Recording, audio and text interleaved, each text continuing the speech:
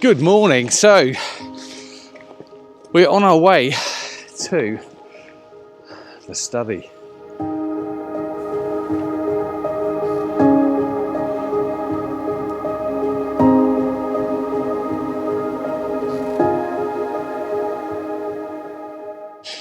Last time I was here, I had some nice light, but the clouds were absolutely pants. I had one measly cloud which I didn't like the shape of, so I'm hoping we're going to get more clouds today. Now on the way here, cloud coverage was a bit, but not much. But if you look behind me now, there's definitely clouds coming. The last time I was here, I concentrated on the classic shot of the study boulder, and even though the light was only great after sunrise, still enjoyed the shoot, discovering this location. But this time the light was better and there was lots of excitement between the group of us.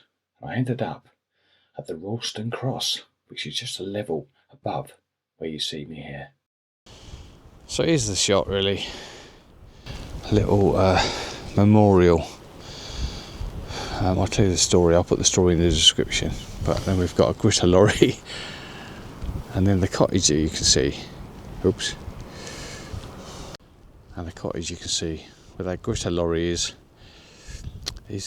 was owned by Jimmy Savile, so it's now adorned with graffiti, as you'd expect. But look at that! I mean, what a view!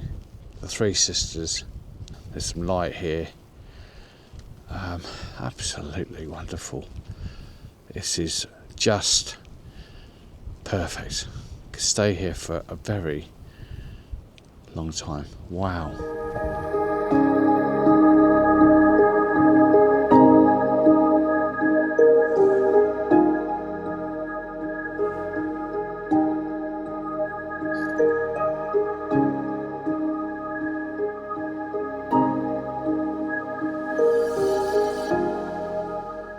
Oh, it's been very frenetic today, very frantic.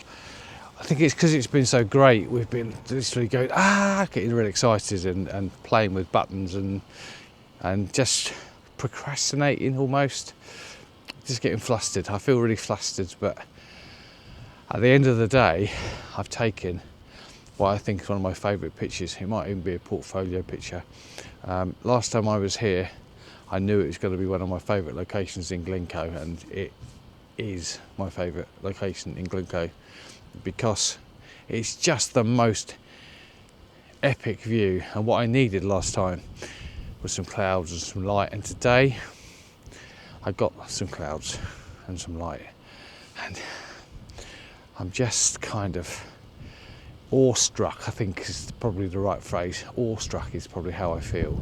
I just don't feel like I feel like I'm all in a dither, and I think the thing to do then is just have a breathe, have a deep breath, just think, and just get on with it. So, shot wide open, 8mm on the Olympus, focused on the Ralston Cross, shot the picture. That's the one I wanted to get. I've come up to another level up higher now to try and shoot some pictures from higher up, but to be honest, it's going to be a drone picture anyway. I've done it, but what is quite good is that fact I can use a little bit of foreground here with the camera, and that's the thing you can't get so well with a drone. So try and find some interesting foregrounds, and let's get a picture from here as well.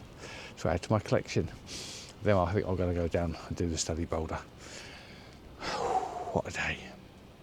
So what I've realised with the study is that although it's an epic shot, if there's no snow in the valley itself, it all looks a bit monochromatic. It's all a big expanse of brown. So what you really need are some rocks, some green or some moss, just to break up that big expanse of colour. And I think it works quite well here.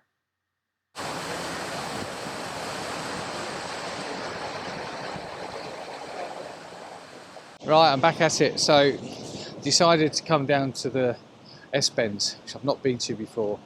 I'm with Gary and Martin and Steve and Mersey Millsy, Shaun still, in our Scottish tour. And Gary knows where this is. So we've parked up by Jimmy Savile's house and walked down the bank. It's not too bad at all.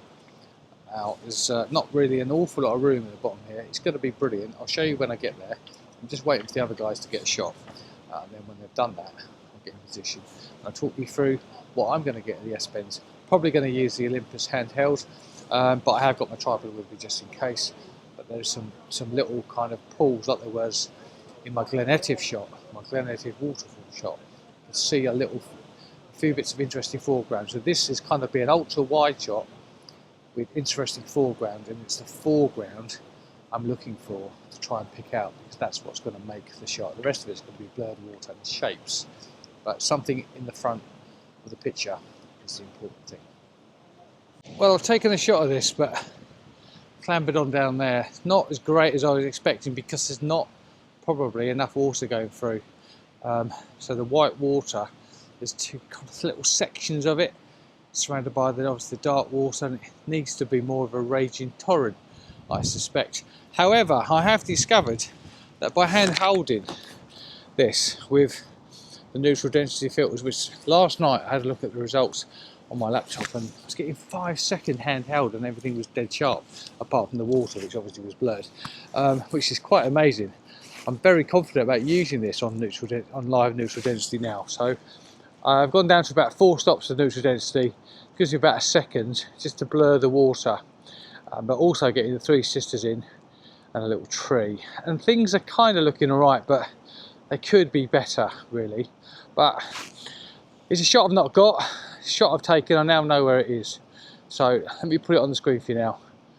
Let me know in the comments what you think, and then we'll move on.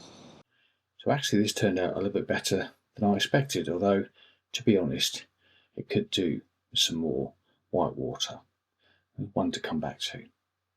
But next we moved on to Balck Rock Cottage, because there was the promise of snow. And having driven up here and had a little 10-minute power nap in the car, our patience paid off. Balck Rock Cottage in the snow is just fantastic. The only problem is with snow actually falling, you lose the mountains as the backdrop. But I was trying very hard to play with shutter speeds to try and get this blurred snow effect. And this one is my favourite. This is after it stopped snowing, nice grey clouds, and obviously the mountains showing in the background. What a fantastic end of the day.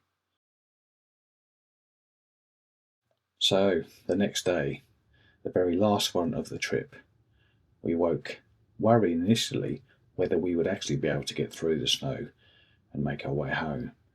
But what actually happened was we were greeted by the most fantastic winter scene, and for the second time in 2 days I was quite speechless. Good morning. Now, I've said on this channel quite a lot, that's awesome, but have a look at this.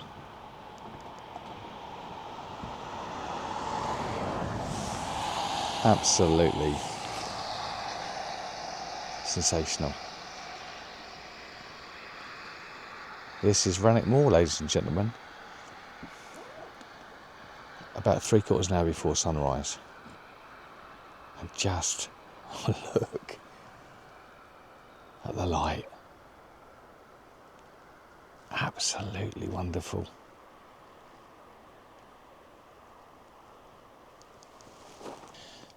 So it's time to layer up, put some boots on, and try and capture this winter wonderland. It looks absolutely fantastic. I cannot wait. Right, here we go. So I'm going to jump in here for the last time just to say that it looks to me like I've completely messed the sky up in processing in this, but I promise you this is exactly how it looked from the drone.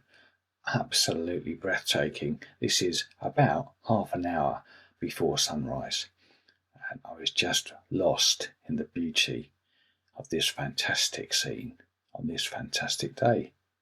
Not a lot of footage in this week's video because you can see why. I've just been taking photographs. It's been epic actually. I think the lights kind of, for me, it's dropped a little bit now. I have been shooting with the drone, and I've got one of the new Air 3S's which has got a free panoramic facility on it, so I was able to select my starting point, my end point, because the light is kind of behind those mountains. Obviously on the way up we were looking at the light kissing off the snow, which was nice. We kind of lost that, but it's down in the valley behind me. You can see it really. Still some light down there, so getting up high with the drone. The foreground is a bit messy. It's a load of black sticks in snow. And you can get actually, which I think probably happened to me, you can get carried away with, it's snow, I must take pictures. But actually the pictures were the light kissing off the mountains, and there was a little bit of mist hanging really high up. So getting the drone up was for me the thing to do, and I naturally look when a big vista, I get in my drone up. I like using a drone, it's a brilliant tool. When I first took off, so I decided what I was going to do was take off from the side of the road here. I found a little patch that's kind of clean in the edge of this lay-by. No cars coming, just went up as high as I could. So waited till the home point had been updated, went up to 120 metres, and at that height I could then do a beautiful pan, just going sideways along the mountain range there behind us, which looks great. Let me put one of these pictures up for you now, so I'll put it in here for you to have a look at. But after that happened, and that was about 3/4 an hour before sunrise, I then grabbed the cameras and I've shot handheld with the Olympus, and the fact that it's got 8.5 stops of stabilisation for me has been brilliant. So I've handheld it, shooting into the mountains, tried some detailed shots. I'm not great at that. Martin's your man for that really, and Steve. But I had a little go with it while the light was good. And then I've switched to the 12 to 40 to give kind of like a 24-35mm shot, where I've tried to find some foreground, but again it's going to look like just a load of brown twigs sticking in the snow, and that's kind of where it doesn't quite work. You need fresh snow for this to be brilliant, because the best views are in the mountains. So I shot the 12 to 40 at about 24-35mm, and then I switched to ultra wide to try and find some interesting foreground. But again, it just gets too much of this messiness in. So I've kind of stopped for a little while now, and what I might do, just to finish off, is to get a drone up again, because that's my favourite shot for this. But what a brilliant day. I had some great time with the boys. It's been lovely, and this is a great way to finish it. I also shot this at the hut, again handheld, and the Olympus is 2 seconds, which if it comes out, I think it's going to look brilliant. But what a trip we've had. We've had everything: disappointment, elation, awe, laughs, giggles. I've watched Mr. Sugden fall over, which has been, without any disrespect to Garry, absolutely fantastic comedy gold. Really enjoyed it. We've had a great time in the house that we've been in together. So hopefully we can do this again. Here comes some pictures from today, and until next time, see you again. Take care, goodbye.